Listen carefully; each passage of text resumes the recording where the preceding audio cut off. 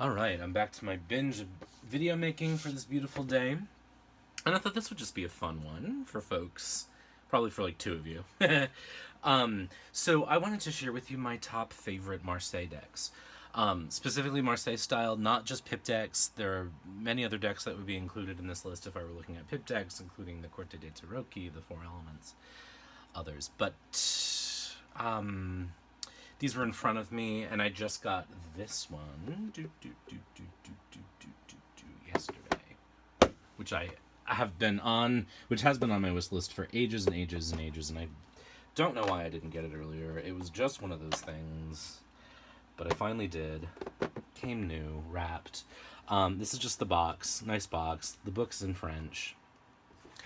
I'm not going to do walkthroughs of all of these, A, because they're Marseille, and B, because most of these have walkthroughs, and I've also mentioned many of them in other videos. But on Instagram the other day, Courtney and I were sort of gagging on this deck, and it's all its glory, and I just sort of want to talk about it, because I love it so much. Let's get the exposure right there. This is a big honkin' deck. I'll compare it shortly to my other ones, but it's huge. Love it, though. Gilded on the sides, and really nice back. I just think it's awesome. The art style is just great. So I'm just going to get into it. It's just a unique, beautiful art style, but it is absolutely Marseille. It's just so good. I will use this despite its size, because I think it's so great. Oh, it's smart. I just love smart, clever art. And I love that it's not perfect. I love that, like, proportions are odd. The textures are odd. There's sort of a... Actually, this has sort of a cousin to another on my list that I'm going to share with you. Yeah, like, the reason I like that is because it does harken back to the art style of the original Marseille decks. Now, this Hermit I adore. I've been thinking for a long time about getting a tattoo of the Hermit, and I thought I was going to go with the Rider-Waite Smith, because that's always been my favorite, but I don't know. I kind of really like this one, and I like that it's in French, because my last name, those of you who know my actual name, I don't keep it a secret for you guys. I use a pen name for this stuff, mostly because I have a corporate life, and I don't want that being weird. Oh, yeah, but I'm French-Canadian on both sides, among other things. So, this is a little like Tim Burton-y in a weird way, which I am on board with. I am here for it. Right? You know what I mean? Like, it is just sort of have like a dark and playful quality to it. So this might enter the sort of October repertoire, just because it kind of looks... The coloring of it is very autumnal, too. So I think that this is a deck that if you are a Marseille nerd, like me, or you want to get into it, or you just are a collector and you don't have this one, I say get it. Now, I don't know if it's still in print or not, right? Because it doesn't seem to have been released in the US, but so you can't get it on Amazon through Amazon, but I got it on Amazon through a retailer, and it was new in the packaging, and I think it was like $30, which, for like a mass-produced deck is a lot, but I paid that for the Animal Totem the other day. So these are the minors. I won't go through all of them. I'll just sort of... I just really freaking love it. Whoops. A Marseille minor is a Marseille minor. And I made a joke on For the Love of Cards the other day that, when I started reading Marseille decks, I thought, oh, thank God, I'll only need one. Yeah, famous last words. So here are the Court of the Court of Wands. I'll just go through those. I just love it so much. Oh, and there's the cups. All right, I'm going to stop. I think this is, art-wise, one of my top two. practicality wise, it's not, it's not the most practical deck. There are also, the cards seem to be cut in such a way that like they're not like evenly cut. You know what I mean? Let me zoom out again. You know what I mean? Like you can kind of see when I do this that like some things stick out but whatever. I mean, it does get a little fingerprinty too. But I laid these all out on the bed and I did like a 9-card reading with them. So that's gonna get used. So what next? Let's alternate. So I'll go sort of fun, serious. Well, screw it. Let's just go in the order I laid them out. So the next one is one of my top 2 most used decks, and this is the Jean Noblet Marseille. Now let's zoom in. The Jean Noblet Marseille from a French company. This is the I have the box right here. Jean-Claude Flournoy. This is Tarot de Marseille, Jean Noblet Paris. This is from 1650. It's a redrawing. I like the redrawings of the Marseille decks purely because they just are easy on the eyes and I can see what I'm looking at.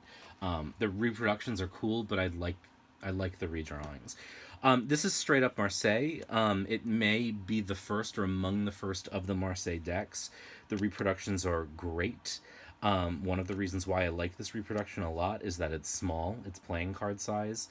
It does have sharp edges, which I could trim, but I kind of like it. It has an old-fashioned feeling. I like the backs.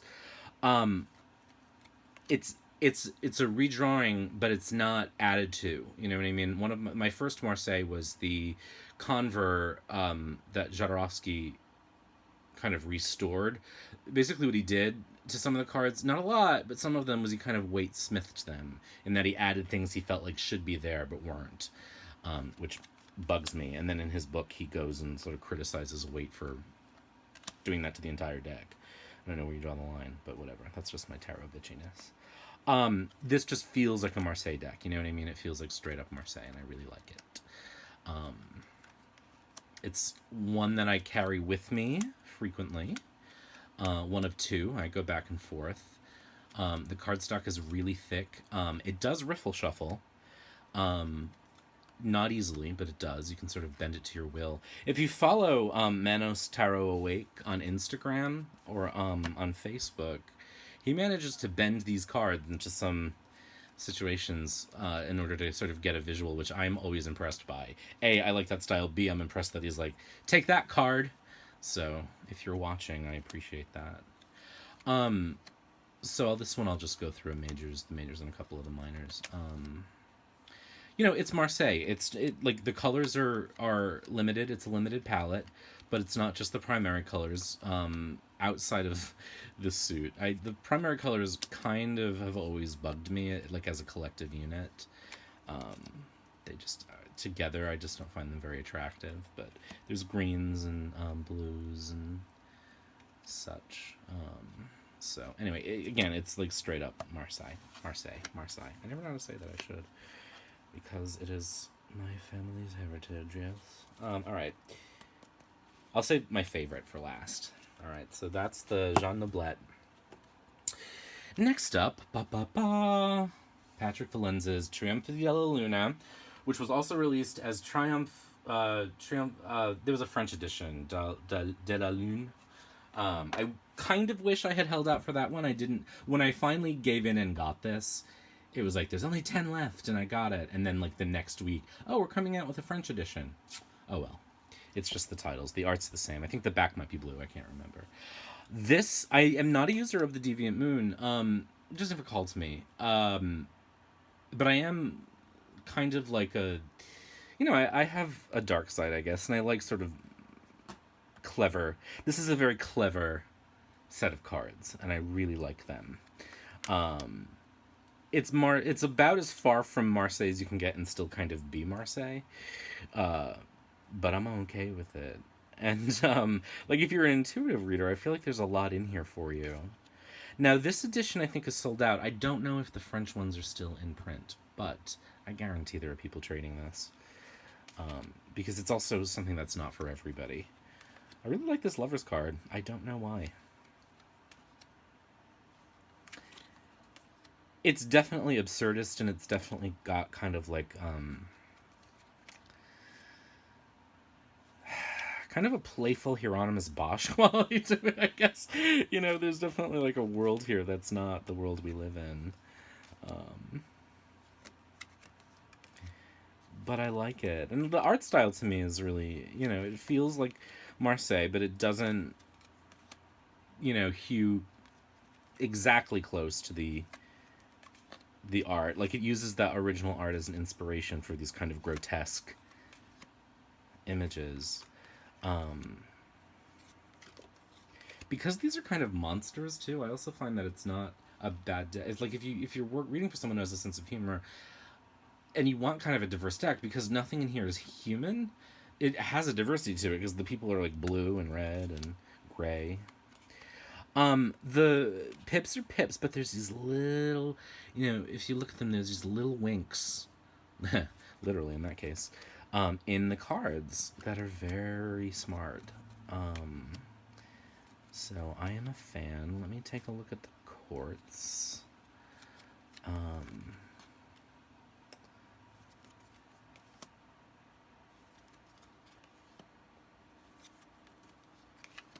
Sort of a handsome monster there, a handsome devil. Wah, wah.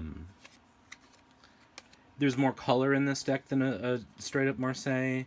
There are these little arabesques that are a little more interesting to play with. That, again, for an intuitive reader, if you're like venturing into Marseille and you want to sort of like dip your toe in the water, this might be an interesting way to do it. Because there are things in these arabesques that are a little more detailed than you get in almost every other straight up Marseille. That's out there. So let's go to another suit. Swords. There's blood and stuff involved. You get the same kind of quality as the Marseille arabesques, but they're just a little darker and a little creepier. And a little more visual, So again, you could absolutely read these intuitively. Now, this does come with a set of extra cards, and it came with some samples of an Oracle deck that they're working on, which I do not keep in the box so that I don't accidentally shuffle them in. These are the coins. But they're great. And they're in the same kind of art style. So again, here are the coins. Here are the Court of Coins. So it's just playful. It's reminiscent of the Deviant Moon. You get the same kind of energy without... with a different style. You know what I mean? It's still Patrick Valenza, but like the art style is different. You know what I mean? It's like almost like a different medium that he's using. So that's the Italian version, Trionfi della Luna, and there was a French version too. And then my favorite, the last one, is the Marshmallow Marseille. This is my most used deck. If someone had come to me and said, "Oh, you're gonna love a deck called the Marshmallow Marseille," I would have said, "Have you met me?" And then when they said, "Oh, it's all in like pastels," I would have said, "Seriously, this is my favorite one." It's by Wandering Oracle. It comes in this little pink box. It's really beaten up because I carry it around with me. It is the deck I carry around with me. It's the one I've been using the most. Again, it's pretty straight up Marseille, but it's redrawn and adapted. And it's just got a very fresh feeling to it. It's not modern, you know what I mean? You're not getting people in street clothes here. It's very of the period of Marseille decks, but it is just fresh and bright, kind of non-threatening if that's a concern. You can feel that the hand of the artist to me, which is always something that's super important. I just love, you know what I mean? Like, art to me should not be perfect and clean. I want to see the humanness behind it. And because of the way this is drawn, because of the way it's colored, it just sings to me. I just love this deck so much. I cannot recommend it highly enough. Again, because it's an indie deck, it's around $30, I think, or maybe even $40, which is ish. It's a lot for a poker-sized deck. But that's the price that you pay for great indie decks. You know what I mean? That's just the reality, and I will happily pay it for a deck like this. Such a fresh, like, moon card. I love that. Again, it just feels handmade, and that I love. But it's still it's still what we expect from a Marseille deck. So the pips are the pips, you know what I mean? You get all the arabesques. You'll notice that on this and on the Noblet, the Jean Noblet, I have little dots on the bottom corners there. That's because I actually do read reversals with Marseille. Um, and that just helps me see. So I did that myself. I've done that to the Noblet. I've done that to this. I will likely do it to the Tarot Noir eventually. I didn't do it to the quartz or the majors, but I did do it to the pips. Now on this deck, it's actually fairly easy because on a lot of Marseille decks, the numbers where there are numbers are on the side, and so you literally cannot see whether it's upright or reversed. So I needed a mark to tell me that. On these, the numbers are where there are numbers, and most of them have them. The cups, yes. So not all the cups do. Once you get to 5, the cups do, but they're not sideways. They're up and down. So you can, and cups are always easy to tell if they're reversed or not. But you can kind of see it. So anyway, that's what I did to that. The swords is a suit. I'm gonna actually show you. Just because, again, like, let's talk about sort of like the hand of the artist. They're just, you can see as you go through, they're not like perfectly symmetrical. They're not, which I just like, you know what I mean? I just like that it feels human and made.